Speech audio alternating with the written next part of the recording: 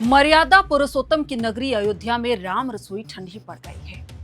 शिक्षा की नगरी कोटा में छात्रों के मेस के चूल्हे बुझ गए हैं। एक बाप जिसकी बेटी की कल बारात आनी है, लेकिन गैस के कारण कैटरिंग वाले खाना बनाने से मना कर रहे। और बिहार के कटिहार में एक मासूम बेटी गैस के आस में कतार में लगी थी, लेकिन उसे सिलेंडर नहीं, बेहोशी मिली। आज का ये एपिसोड सिर्फ न्यूज नहीं है, इस देश की बदहाली की गाथा है। मिडिल ईस्ट की जंग में बारूद वहां जल रहा, लेकिन धुआं हिंदुस्तान की रसोई में निकल रहा है। हॉर्मुज की खाड़ी में जहाज फंसे हैं, लेकिन यहां सांसें उन पिताओं की फंस रही हैं जिनके घर बेटी की डोली उठनी है और रसोई में एक कतरा गैस नहीं है। दावा किया गया था कि हम डिजिटल इंडिया बन गए हैं, विश्व गुरु बनने वाले हैं, लेकिन हकीकत देखिए, आज देश का भविष्य भूखे पेट सो रहा है। तो मेरा घर में अभी खाना नहीं हुआ है, फिर आ गए हम ड्यूटी। बिना खाना बनाए आप घर से यहाँ काम करने आ गए? हाँ, आ गए हैं। खाना उना कुछ नहीं, बाल बच्चा सब भूखे स्कूल चल गया है, क्या करेंगे। हमारी आस्था संकट में है और हमारी मेहनत काला बाजारी के गिद्ध 3000 में एक सिलेंडर बेचकर नोच रहे हैं। हाँ, बात करने गए थे तो बताया था 3200 रुपया कमर्शियल का, तो नहीं लेने सके हम। क्या ये वाकई सप्लाई की कमी है या फिर इस आपदा को अवसर बनाने वाला कोई बड़ा नेक्सस काम कर रहा है? अमेठी से कानपुर तक और भोपाल से बेंगलुरु तक आज चूल्हे नहीं, जनता का सब्र जल रहा है। आज के एयरनाउ शो में हम दिखाएंगे कि कैसे सिस्टम की लाचारी ने देश को लाइनों में खड़ा कर दिया। हालांकि ये देश के लिए नया नहीं है, हम विश्व गुरु बनेंगे, लेकिन हमारी देश की कतारें कभी खत्म नहीं होगी। नमस्कार, मैं हूं आपके साथ प्रियंका मिश्रा और आप देख रहे हैं द एयरनाउ शो।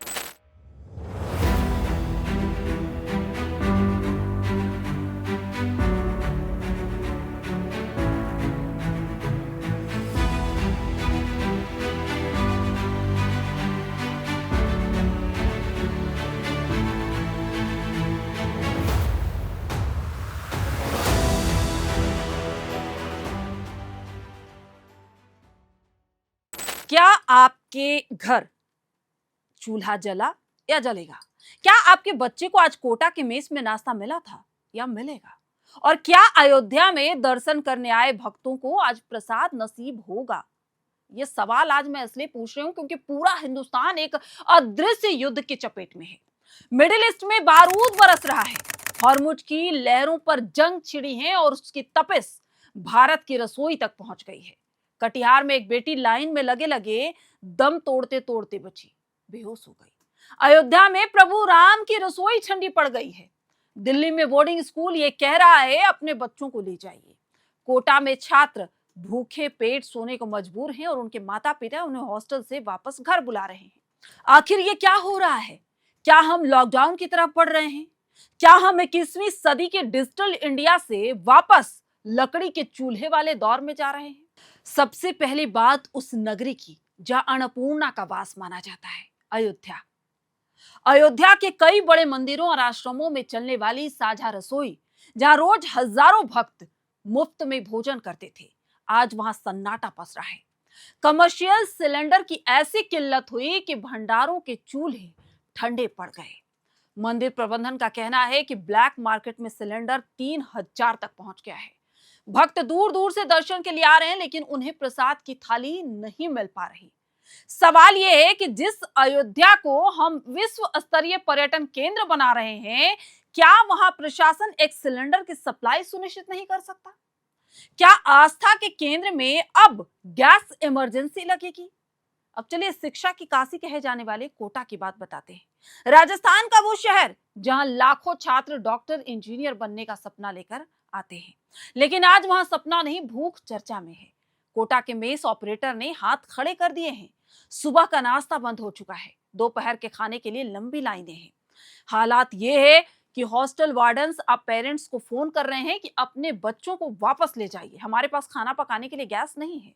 सोचिए उस पिता पर क्या बीत रही होगी जिसने अपने जीवन भर की कमाई बच्चे की पढ़ाई में लगा दी और आज उसे बच्चा इसलिए वापस बुलाना पड़ रहा है क्योंकि वहां खाना नहीं मिल पा रहा। क्या ये एजुकेशन सिस्टम की हार नहीं है? इधर बिहार के कटिहार से आई ये तस्वीर देखिए, गौर से देखिए। सती गैस एजेंसी के बाहर घंटों लाइन में लगी ये लड़की अचानक जमीन पर गिर जाती है। क्यों? क्योंकि उसे डर था कि अगर लाइन छोड़ी तो घर का चूल्हा नहीं जलेगा। वो शारीरिक थकान और मानसिक तनाव नहीं झेल पाई।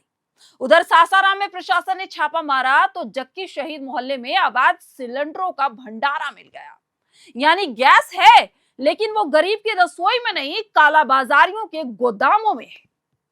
सुपौल में जनता का गुस्सा सड़कों पर फूट पड़ा। इन्हें जाम है। जनता पूछ रही है कि हुजूर राशन तो दे दिया, पर पकाए कहां, किस पर? अब गणित समझिए। ईरान इजराइल युद्ध में सप्लाई चैन टूट गया है। स्ट्रेट ऑफ हॉर्मुज, जहां से भारत अपनी एलपीजी मंगवाता है, वहां जहाजों का आना जाना मुश्किल हो गया है। सरकार ने नियम कड़े कर दिए हैं। 1 महीने में सिर्फ 1 सिलेंडर आपको मिलेगा। 2 बुकिंग के बीच 25 दिन का अंतर होना चाहिए। रजिस्टर्ड मोबाइल नंबर अनिवार्य हो गया है। लेकिन इन नियमों की आड़ में खेल शुरू हो गया। झारखंड, बिहार जैसे राज्यों में खुलेआम दोगुने दाम पर सिलेंडर बिक रहे हैं। कानपुर में लोग ऑफिस से छुट्टी लेकर गोदामों के चक्कर काट रहे हैं।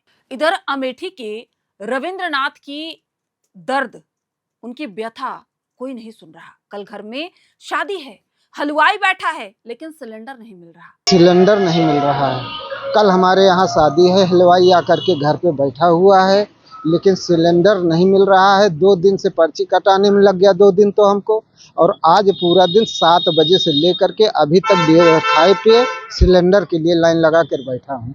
अभी पता चल रहा है कि सिलेंडर अब गाड़ी नहीं आएगी। क्या किसी की शादी की खुशियां अब मिडिल ईस्ट की जंग तय करेंगी? दिल्ली का पहाड़गंज हो या मुंबई और बेंगलुरु के कैफे, रेस्टोरेंट बंद होने के कगार पर हैं। कई ने अपना मेन्यू छोटा कर दिया है।